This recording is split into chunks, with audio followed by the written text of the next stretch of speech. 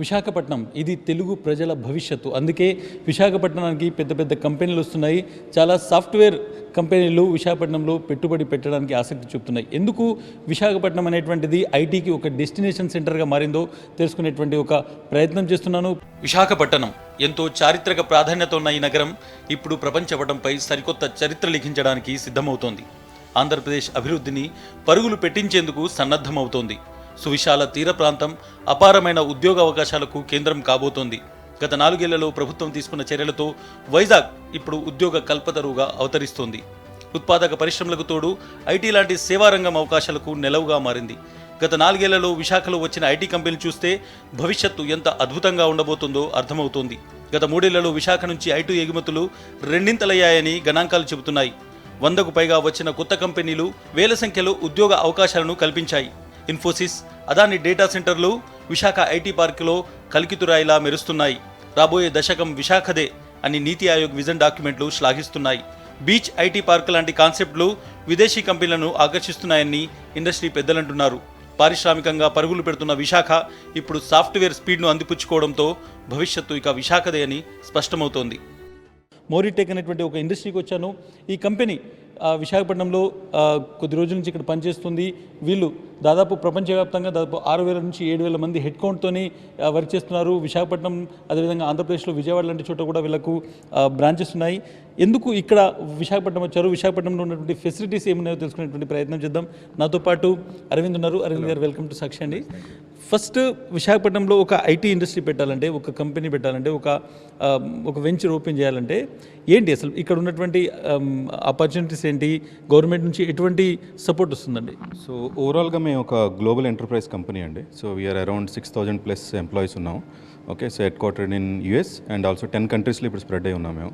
So Vizag in స్పెసిఫిక్గా ఏంటంటే మనకి ఇన్ఫ్రాస్ట్రక్చర్ అండి, environment, okay, availability of talent మెయిన్గా చూసుకుంటే ఇప్పుడు చుట్టుపక్కల కాలేజీల్లో మనకి చాలా కాలేజీలు అవైలబిలిటీ ఉన్నాయి అండ్ గవర్నమెంట్ సపోర్ట్ ఉంది. దానివల్ల ఏంటంటే మనం వచ్చే ఎంప్లాయీస్ మనం రిక్రూట్ చేసేవాళ్ళు and they will stick to the company అనమాట. They are loyal to us and మనకి అట్రిషన్ రేట్ చాలా తక్కువ ఉంటుంది. That's very very important for us. Once ఒకసారి విశాఖపట్నంలో ఒక వ్యక్తికి సాఫ్ట్వేర్లో ఉద్యోగం వస్తే అంత ఈజీగా అతను విశాఖపట్నం వదలడానికి ఇష్టపడతాం. ఎందుకంటే మాకు ఇప్పుడు అదర్ కంట్రీస్లో ఉన్నాయి, స్టేట్స్లో ఉన్నాయి. లెట్స్ అజ్యూమ్ మీకు చెన్నై, బెంగళూరు, హైదరాబాద్. సో వాళ్ళు యూజువల్గా ఏంటంటే they tend to change the companies. So in other way will say. So Vizag ఏంటంటే మన బిలాంగింగ్నెస్ అనమాట. If they join in the company they want to stick here. So మన ఇక్కడ ఎంతమంది హెడ్ కౌంట్ ఉన్నాం మనం చూసుకుంటే అందరూ దే ఆర్ లాంగ్ ఒక 4-5 ఇయర్స్ నుంచి జాబ్ చేస్తున్నారు. So that's very very important for us అండి. విశాఖపట్నంలో ఇప్పుడు గత 3-4 ఇయర్స్లో ఒక బూమ్ లాంటిది ఉంది. ఇన్ఫోసిస్ వచ్చింది, అదాని డేటా సెంటర్ లాంటిది వస్తుంది.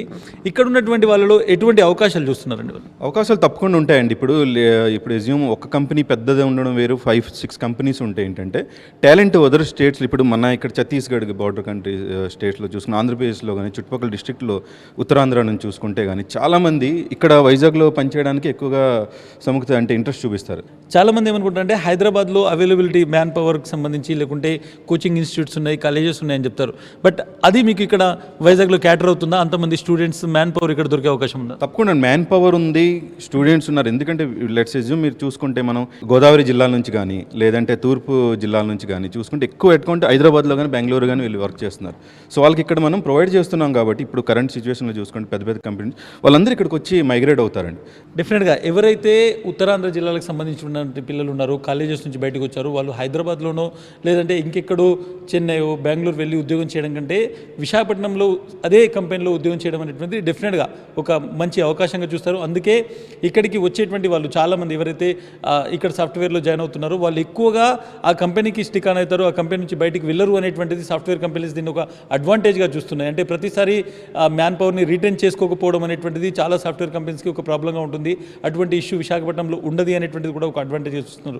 విశాఖపట్నంలో ఇది ఒక్కటే కాదు, చాలా అడ్వాంటేజెస్ ఉన్నాయి.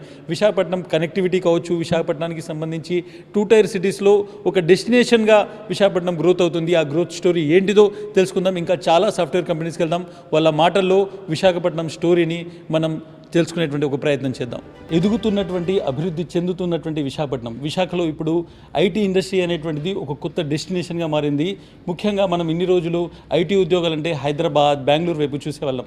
కానీ ఇప్పుడు పెద్ద పెద్ద దిగ్గజ కంపెనీలన్నీ ఇప్పుడు విశాఖపట్నం వైపు చూస్తున్నాయి. విశాఖపట్నంలో పెట్టుబడి పెట్టాలని చూస్తున్నాయి. ఇక్కడి మ్యాన్ పవర్ కావచ్చు, లేకుంటే ఇక్కడ ఉన్నటువంటి అవకాశాలను ఆ కంపెనీలన్నీ అందిపుచ్చుకోవాలనుకుంటున్నాయి. మోరీటెక్ అనేటువంటి ఒక కంపెనీలో ఉన్నాను, కొంతమందితో మాట్లాడుతున్నాను. వాళ్ళు ఎందుకు విశాఖపట్నం ఎదుగుతుంది, వాళ్ళ ఒపీనియన్ ఏంటి తెలుసుకునేటువంటి ప్రయత్నం చేస్తున్నారు. మీ పేరు సార్? నా పేరు రామకృష్ణ అండి. మీరు విశాఖపట్నం లోకల్ అండి? లోకల్ విశాఖపట్నం అండి. మీరు ఒక మాట చెప్పండి, ఎందుకు అంటే ఈ కొద్ది సంవత్సరాల నుంచి 3-4 ఏళ్ళుగా ముఖ్యంగా విశాఖపట్నంలో కొత్త ఇండస్ట్రీస్ వస్తున్నాయి. ఐటీకి సంబంధించి ఐటీ సెక్టర్ ఎక్స్పాన్షన్ అవుతుంది. చాలామంది విశాఖపట్నంలో పనిచేయడం అనేటువంటిది చాలా ఒక మంచిగా చూస్తున్నారు. ఈ డెవలప్మెంట్ని ఎలా చూస్తారు మీరు? ఇది చాలా పాజిటివ్గా యాక్సెప్ట్ చేస్తున్నామండి లాస్ట్ కమింగ్ 3-4 ఇయర్స్లో. సో వైజాగ్ అన్నది లైక్ ఆ పేరు అన్నది చాలా బాగా సౌండింగ్ ఎక్కువ వస్తుంది బయట సిటీస్లో. సో ఫ్రెండ్స్ ఎవరైతే హైదరాబాద్, బెంగళూరు, పూణేలో వర్క్ చేస్తున్నారో, సో లోకలైట్స్ ఉన్నవాళ్ళు ఎక్కువ శాతం బయటకు వర్క్ చేస్తున్నారు. కానీ ఎప్పుడైతే వాళ్ళు వైజాగ్ వచ్చి ఈ ఇన్ఫ్రాస్ట్రక్చర్ కానీ ఆఫీసెస్ కానీ చూస్తే they tend to come to Vizag again, back to the roots. ఒక ఐడియల్ సిటీ అనేట్టుగా కనిపిస్తుంది Vizag. Exactly. And more we are expecting more companies to come and చాలా కంపెనీస్ వస్తాయని చెప్తున్నారు. నిజంగానే ఆ కంపెనీలు వస్తే వాటికి తగ్గట్టుగా ఇక్కడ మ్యాన్ పవర్ ఉందా, నిజంగానే అంత స్కిల్డ్ మ్యాన్ పవర్ అనేటువంటిది ఈ ఏరియా నుంచి వస్తుందా? కేవలము ఇక్కడ కంపెనీలు పెట్టడం ద్వారా ఏదైతే ఉపాధి పెంచడంతో పాటు సాఫ్ట్వేర్ కంపెనీస్ ఏవైతే ఉన్నాయో అవి ఎటువంటి ఆలోచనతో ఉన్నాయి, వాళ్ళతో ఒక్కసారి నేను మాట్లాడేటువంటి ప్రయత్నం చేస్తాను. మేడం, మీరు వైజాగ్లో ఉన్నారు, వైజాగ్లో పనిచేస్తున్నారు. లాస్ట్ 3-4 ఇయర్స్లో ఐటీ ఇండస్ట్రీలో జరుగుతున్నటువంటి గ్రోత్ని ఎట్లా చూస్తారు? గ్రాడ్యువల్గా lot of growth has been seen అనమాట. Because especially one of the best company Mouritech వైజాగ్లో. అండ్ అంటే female associate or women empowerment చూసుకుంటే ఎస్పెషల్లీ ఇక్కడి నుంచి అమ్మాయిల్ని బయట ఊరిలోకి పంపించడానికి అన్నది కొంచెం పేరెంట్స్ భయపడుతూ ఉంటారు. హైదరాబాద్ లాంటి చోటుకి వెళ్ళి అమ్మాయిని అక్కడ ఉద్యోగం చేయించాలనేది సైకలాజికల్గా ఉంచి అదంతా it's not that. But with in Vizag ఉండడంతో లాట్ ఆఫ్ లైక్ మేము మ్యారీడ్ అయినా లేదా just pass out of colleges అయినా వాళ్ళందరికీ మంచి ఆపర్చునిటీ. సో అలాంటి విమెన్కి ఎక్కువ ఆపర్చునిటీ ఇవ్వడం వల్ల అండ్ ఆల్సో ఇక్కడే ఉండి వర్క్ చేయడం వల్ల ఏమవుతుందంటే మాకు అట్రిషన్ రేట్స్ కూడా చాలా తక్కువ అనమాట. చాలామంది మీరు వైజాగ్ లోకలైట్స్ అదృష్టవంతులు, బీచ్ను చిన్నప్పటి నుంచి చూస్తున్నారు. బట్ చాలామంది బయట నుంచి వచ్చే వాళ్ళకు వైజాగ్ అనేటువంటిది వాళ్ళు ఇందులో అబ్జర్వ్ అవుతున్నారా? వైజాగ్ను వాళ్ళు ఈ కల్చర్లో ఇమడగలుగుతున్నారా? ఐ థింక్ చాలా ఈజీ అండి. బికాజ్ ఇది చాలా పీస్ఫుల్ ప్లేస్ అండ్ ట్రాఫిక్ అది చూసుకున్న మిగిలిన సిటీస్తో పోల్చుకుంటే ఇట్ ఈస్ చాలా తక్కువ. అండ్ బీచ్ చాలామందికి ఫ్యాసినేషన్ ఉంటుంది, వచ్చేయాలి బీచ్ చూడాలి, ఆడుకోవాలని. I think that is a very good factor for Vizag. Right. IT సెక్టర్లో విశాఖపట్నంలో కనబడుతున్నటువంటి ఈ పురోగతి అయితే ఉందో, డెవలప్మెంట్ ఏదైతే ఉందో, కేవలం ఇక్కడ ఉన్నటువంటి రీసోర్సెస్ మాత్రమే కాదు, ఇక్కడి కల్చర్ కూడా బయట నుంచి పబ్లిక్ని అట్రాక్ట్ చేస్తుంది. ఒక్కసారి మన విశాఖపట్నానికి వస్తే వాళ్ళు విశాఖవాసులు అయిపోతారనేటువంటి నానుడు ఏదైతే ఉందో చాలా కాలం తర్వాత ఐటీ ఇండస్ట్రీలో ఈసారి చాలా స్ట్రాంగ్గా కనిపిస్తుంది.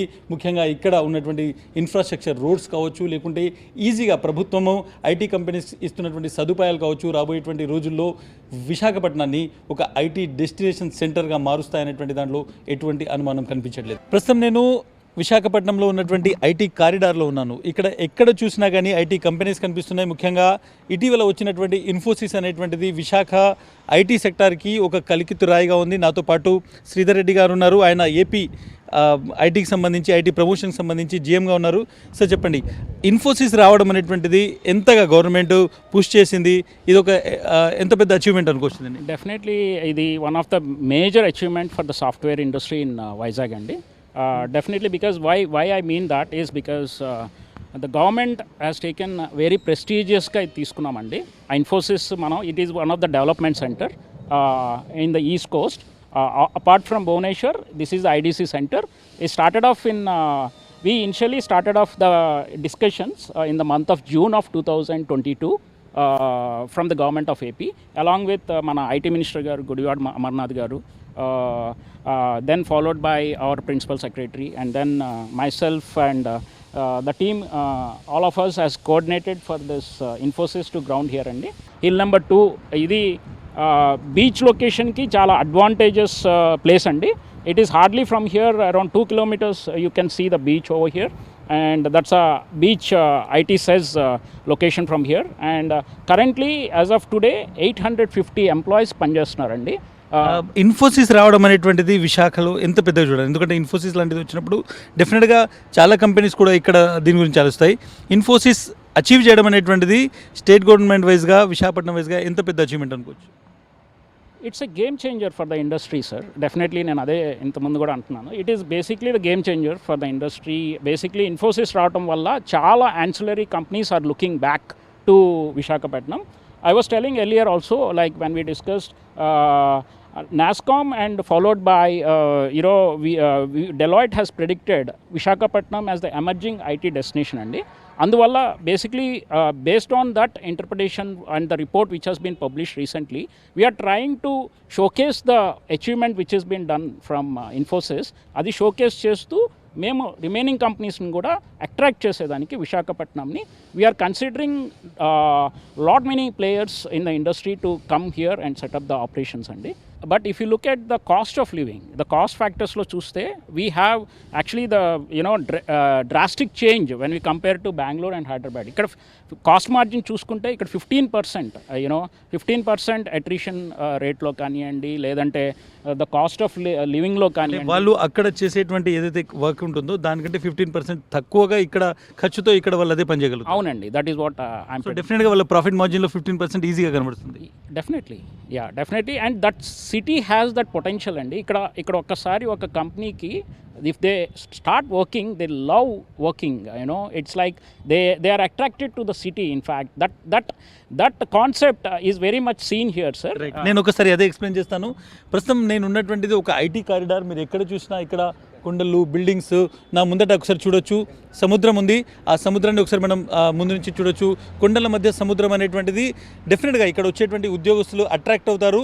అందుకే పెద్ద పెద్ద కంపెనీస్ ఇక్కడికి వస్తున్నాయి. ఇటీవల వస్తున్నటువంటి భోగాపురం ఎయిర్పోర్ట్ కావచ్చు, ముఖ్యంగా కనెక్టివిటీ అనేటువంటిది విదేశాలతోని మంచి connectivity, at the same time 4 lines, అదేవిధంగా పోర్టు, ఇవన్నీ కూడా విశాఖను ఐటీ సెక్టర్కి సంబంధించి ఒక డెస్టినేషన్గా మారుస్తున్నాయి. బట్ రాబోయేటువంటి రోజుల్లో విశాఖ అనేటువంటిది మనం వరల్డ్ ఐటీ మ్యాప్ మీద డెఫినెట్గా ఒక ఇంపార్టెంట్ రోల్ పోషిస్తుంది అనేటువంటిది ఇక్కడ ఉన్నటువంటి సిచ్యువేషన్ చూస్తే అర్థమవుతుంది. విశాఖపట్నంలో గత 2-3 ఏళ్లలో మారింది ఏంటిది? ఎందుకు విశాఖపట్నానికి సంబంధించినటువంటి సాఫ్ట్వేర్ ఎగుమతులు పెరగడం కావచ్చు, ఇక్కడ పెద్ద ఎత్తున ఐటీ కంపెనీస్ రావడం కావచ్చు జరుగుతుంది? ఎందుకు విశాఖ అనేటువంటిది ఒక ఐటీకి డెస్టినేషన్ సెంటర్గా మారిందో కనుక్కునేటువంటి ప్రయత్నం చేస్తున్నాను. నాతో పాటు ఇన్స్పైర్ ఎడ్జ్ అనేటువంటి ఒక కంపెనీ CEO నరేంద్ర గారు ఉన్నారు. Hello sir, welcome to Sakshi sir.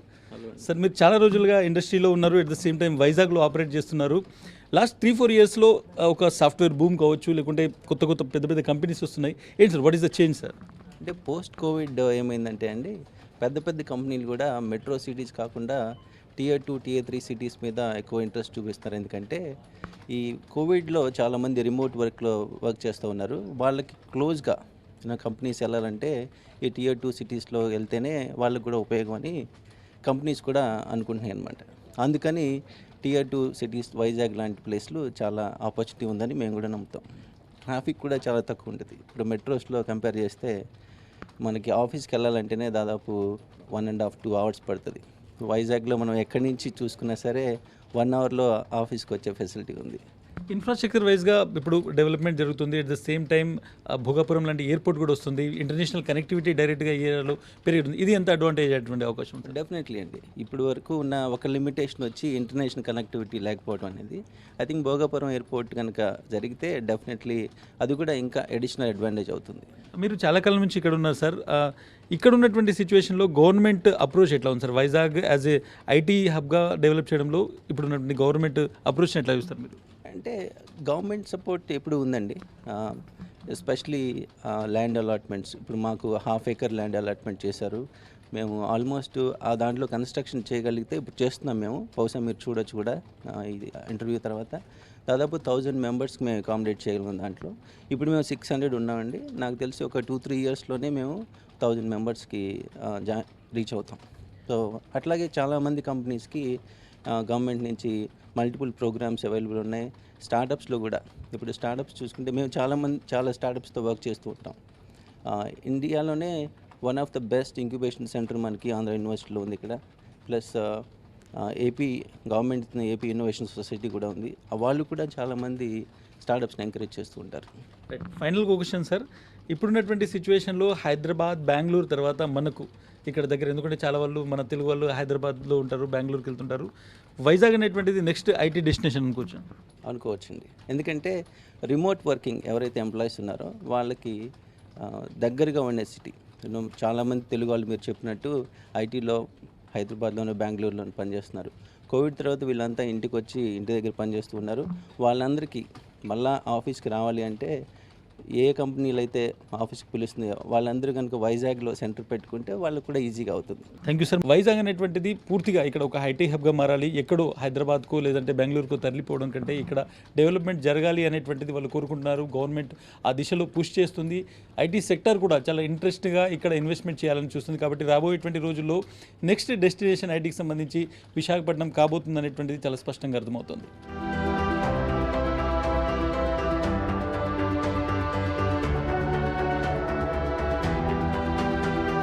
విశాఖపట్నంలో ఐటీ అనేటువంటిది కొత్తది కాదు. నిజంగానే ముఖ్యమంత్రిగా వైఎస్ రాజశేఖర రెడ్డి గారు ఉన్నప్పుడే ఇక్కడ పూర్తిగా విశాఖపట్నంలో ఐటీ అనేటువంటిది డెవలప్ కావాలి అని ఆశించారు. ఆ తర్వాత ఇక్కడ ఐటీ హబ్ అనేటువంటిది, ఐటీ సెక్టార్ అనేటువంటిది డెవలప్ అవుతూ వచ్చింది. ముఖ్యంగా వచ్చినటువంటి కంపెనీలో, ముందుగా వచ్చినటువంటి కంపెనీలో ఇన్ఫినైట్ కూడా అప్పుడు ఉన్నటువంటి కంపెనీస్లో ఒకటి. ప్రధానంగా నాతో పాటు హరి అని ఆ కంపెనీకి సంబంధించినటువంటి సీనియర్ కొలీగ్ ఉన్నారు. ఆయన ఈ కంపెనీ ఎక్స్పీరియన్స్, అదేవిధంగా ఐటీ ఇండస్ట్రీలో జరుగుతున్నటువంటి మార్పుల గురించి నాతో మాట్లాడతారు. Hello sir, welcome to Sakshi sir. మీరు చాలా కాలంగా ఇక్కడ ఉన్నారు సార్. ఈ కంపెనీకి సంబంధించి ఎటువంటి చేంజెస్ చూస్తున్నారు సార్ లాస్ట్ 3-4 ఇయర్స్లో ఐటీకి సంబంధించి వైజాగ్లో ఎటువంటి డెవలప్మెంట్ చూస్తున్నారు? We do see lot of growth అండి. యాక్చువల్గా లాస్ట్ ఫ్యూ ఇయర్స్ నుంచి చూస్తే కంపెనీస్ పెరుగుతున్నాయి అండ్ ఇన్ఫ్రాస్ట్రక్చర్ డెవలప్మెంట్ నడుస్తుంది. And we do expect lot more. And 2024 is absolutely going to be, I think we are expecting lot many companies here. Infosys వచ్చింది, more opportunities వస్తాయని అనుకుంటున్నాము. Vizag IT hub చూస్తే beautiful weather ఉంది sir. ఇక్కడ ఉన్నటువంటి eco system కావచ్చు, ముఖ్యంగా ఇది ఒక సీ ఉన్నటువంటి, బీచ్ ఉన్నటువంటి సిటీ, ఇది ఎంతవరకు ఐటీకి హెల్ప్ఫుల్ అవుతుంది? ఇట్ ఈస్ డెఫినెట్గా హెల్ప్ అవుతుందండి. ఒక్కసారి యాక్చువల్గా compare to Bengaluru and Hyderabad ఆ సిటీస్ చూస్తుంటే, అంటే అక్కడి నుంచి వచ్చిన వాళ్ళు యాక్చువల్గా ఆఫీస్ నుంచి స్టార్ట్ అయ్యేటప్పుడు 8కి 7కి అలా స్టార్ట్ అవుతారు. ఎందుకంటే they think about it will take like at least 2-3 hours to come here. Like they will come here like in half an hour they will come here. Peace of mind, the way they beach రోడ్లో రావడం, office రాగానే pleasant వాతావరణం ఇది డెఫినెట్గా help అవుతుందండి. And that is the plus point. And that is a bigger plus point adi, and I think it is definitely grow, right. And it's a big opportunity, and I think we should see that this is going to be a big hub. And then one more ఏంటంటే next states చూస్తే మీకు అటు ఒరిస్సా కానీ ఇటు బెంగాల్ కానీ అవి చూస్తే I think for them this is the destination point. Yes. So I think we need to take that as an advantage as well. ఒక మన ఎడ్యుకేషన్ సిస్టమ్ కావచ్చు, మనం కొంచెం వాళ్ళకంటే అప్లో ఉన్నాము అనేటువంటి ఒక ఫీల్ ఓవరాల్గా ఉండాలి. అవును, అబ్సల్యూట్గా. అండ్ అవర్ సిలబసెస్ కూడా, కాలేజ్ సిలబస్ కానీ ఐ థింక్ ద లేటెస్ట్ ట్రెండ్కి తగ్గట్టుగా అది చేంజ్ చేసుకొని ఐ థింక్ అది ఆ స్కిల్ డెవలప్మెంట్ మీద ఇంకొంచెం ఫోకస్ చేస్తే it will definitely grow a lot. Right, grow a lot అంటున్నారు. అంటే మన కళ్ళ ముందటనే విశాఖపట్నం అనేటువంటిది కొద్ది రోజుల్లో ఒక ట్రాన్స్ఫార్మ్ కాబోతుంది, ఒక ట్రాన్స్ఫర్మేషన్ మనం చూడబోతున్నాము.